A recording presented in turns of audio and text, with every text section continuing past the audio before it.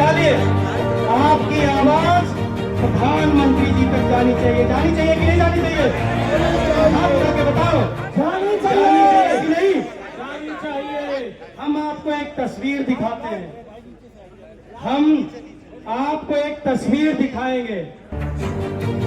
हमने 30 अप्रैल 2018 को रामलीला मैदान में धरना दिया।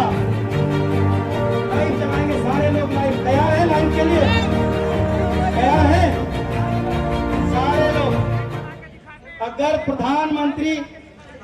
प्रधानमंत्री जी तक अपनी आवाज पहुंचानी है तो फेसबुक को सारे लोग आज लाइव कर लो, सब लोग लाइव कर लो एक साथ।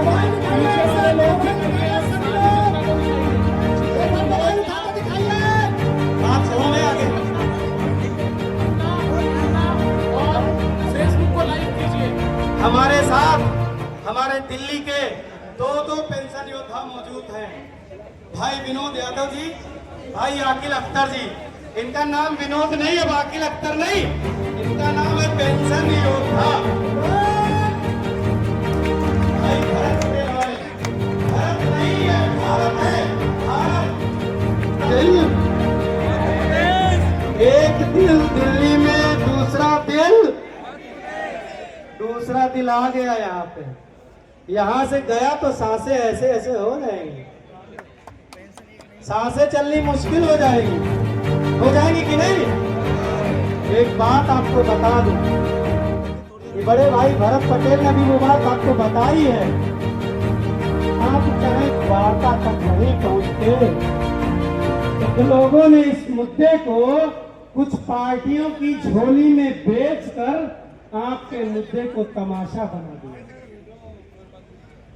मध्य प्रदेश में चुनाव हुए तो फलानी पार्टी के साथ चले गए, उत्तर प्रदेश में चुनाव हुए तो ढमकानी पार्टी के साथ चले गए, अभी बिहार में चुनाव हो रहे हैं तो किसी और पार्टी के साथ।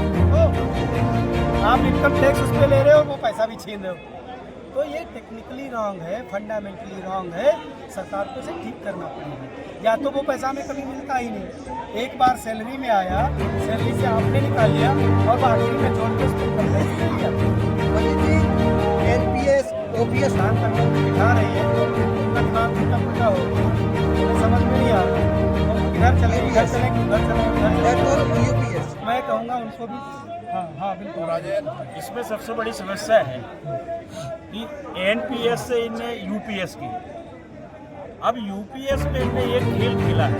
हमारा कहना ये है कि जो 20,000 रुपये वेतन पा रहा कर्मचारी, उसकी 10,000 पेंशन होना चाहिए।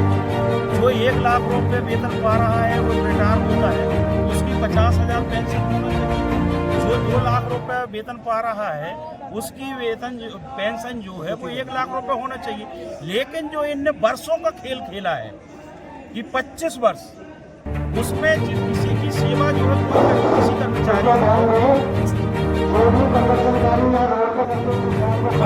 की सेवा हुई है, राज्य सरकारों ने किसी को 15 वर्ष की सेवा के बाद उनको शासकीय कर्मचारी बनाया, तो किसी राज्य में 10 वर्ष की सेवा के बाद शासकीय कर्मचारी बनाया। अब उनकी सेवा अवधि जो है, जैसे मध्य प्रदेश में जो 1998 में भर्ती हुए, उनको 2018 में उन्हें राज्य कर्मचारी बनाया और 2018 से उनकी गणना कर रहे हैं, तो उनकी सेवा कितनी हो रही? 7-7, 8-8 वर्ष हो रही और वो रिटायर होने के 3-3, 4-4 वर्ष बचे हैं। अब उनकी पेमेंट जो है 80-80, 90-90 हज़ार है, लेकिन पेंशन उनको कितनी मिलेगी? 9,000 और 10,000 रुपये मिलेगी। तो हमारा कहना ये है कि जो भी कर्मचारी रिटायर हो रहा है, उसकी वेतन का OPS में होता है कि 50% पेंशन मिलना चाहिए। भारत माता की जय। वही जनप्रतिनिधियों को मिलता है। तो हमारा कहना ये है कि कोई भी कर्मचारी यदि हमारा रिटायर हो, उसका 50% उसको जो इसका वेतन में रिटायर होता है, उसका 50% दिया जाए। ये वर्षों का खेल बंद किया जाए। करोड़ों जनसंख्या हमारी सरकारी कर्मचारियों का है, जिन्हें पेंशन मिलनी चाहिए, जो डिमांड बनी थी और अभी मिलता है। लेकिन जो सांसद और विधायक यहाँ बैठे हैं, एक इलेक्शन में हर इलेक्शन जीतते हैं और हारते हैं, 5-5 पेंशन उठाना, क्या ये जायज है? वो तो बिल्कुल जायज नहीं है और उनको हमारी पेंशन की इसलिए परवाह नहीं है और वो पेंशन के मामले में इसलिए गंभीर नहीं है क्योंकि वे बहुत जल्दी लखपति से करोड़पति, करोड़पति से अरबपति, अरबपति से खरबपति बन जाते हैं। और हम लोग यदि हमको पेंशन नहीं मिलेगी तो हम मध्यम वर्ग से गरीबी रेखा में आ जाएंगे। इसलिए हम चाहते हैं कि हम जब रिटायर हों तो हम अपनी वृद्ध माता पिता का इलाज करा सके, हम अपनी हम अपने जो रोजगार नहीं दे रहे हैं बेरोजगार बच्चों को पाल सके।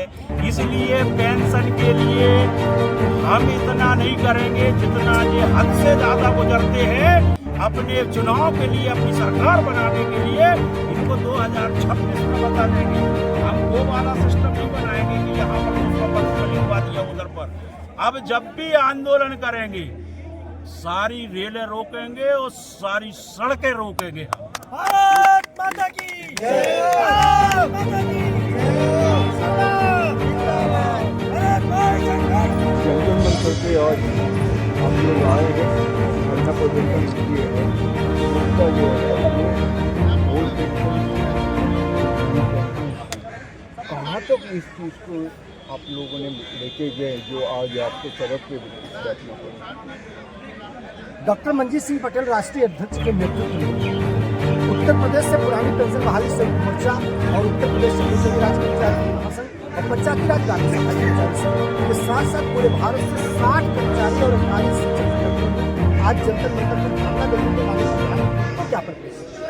हम लोगों की मांग है कि माननीय प्रधानमंत्री जी जो शिक्षक कर्मचारी और अधिकारी सरकार की योजनाओं को जनता तक पहुंचाता है, उस शिक्षक कर्मचारी और अधिकारी की मांगों को सरकार का दायित्व बनता है, नैतिक कर्तव्य बनता है उन लोगों की मांगों को, क्योंकि शिक्षक और कर्मचारी एक ऐसा माध्यम है जो सरकार की बनाई हुई योजनाओं को धरातल पर लेकर जाता है, अंतिम पत्र पर लेकर जाता है। हमारे साथ देखिए गाजीपुर, अभी ये लोग नारा दे रहे थे कि ये मिट्टी बलिदानी है और गाजीपुर का पानी है।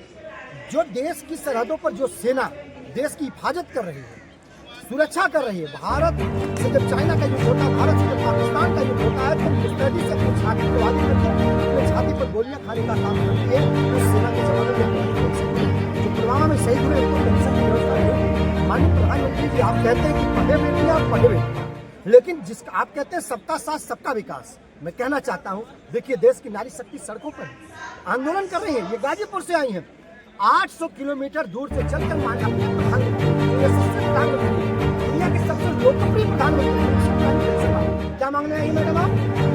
ये पुरानी पेंशन मांग ये कह रहे हैं कि जब प्रधानमंत्री जी आप पुरानी पेंशन ले रहे हैं, अखिलेश यादव जी आप पुरानी पेंशन ले रहे हैं, बहन मायावती जी आप पुरानी पेंशन ले रही हैं, रघुराज प्रताप सिंह राजा भैया जी आप पुरानी पेंशन ले रहे हैं, तो हम सब लोगों को पुरानी पेंशन की व्यवस्था क्यों नहीं? तो सबको पुरानी पेंशन की व्यवस्था होनी चाहिए। पुरानी पेंशन कोई ठीक नहीं है, हमारा अधिकार है। जब अंग्रेजों का शासन तो भारत पर जुल्म करते थे, अत्याचार करते थे, तभी पुरानी पेंशन ऐसा आप लोगों का इसमें से भारत सरकार कैसे वो पेंशन लगा सकता है? आज आप लोगों ने वही चीज़ हम लोगों को बताया है कि जो आप लोगों का जो पैसा है वो लगभग 15,000 लाख करोड़ रुपए है। घोटाला है ना ये घोटाला क्या सरकार अपने काम में यूज करी? मैं जैसे उदाहरण दूं कि राजस्थान में जब गहलोत जी की सरकार थी, उन्होंने जो एमपीएस में जो शिक्षक कर्मचारियों का कुछ पैसा काटा उसको उन्होंने सरकारी योजनाओं में। अब जब पता चला केंद्र सरकार को चिट्ठी लिखी जा रही है, लेकिन डॉक्टर मंजीत सिंह पटेल ने कहा कि अब हमको मुंह से बयान नहीं चाहिए, हमें कागज में बयान चाहिए, हमको लिखित बयान चाहिए। लिखित रूप से आप हमसे लीजिए और लिखित रूप में आप हमको दीजिए। क्यों?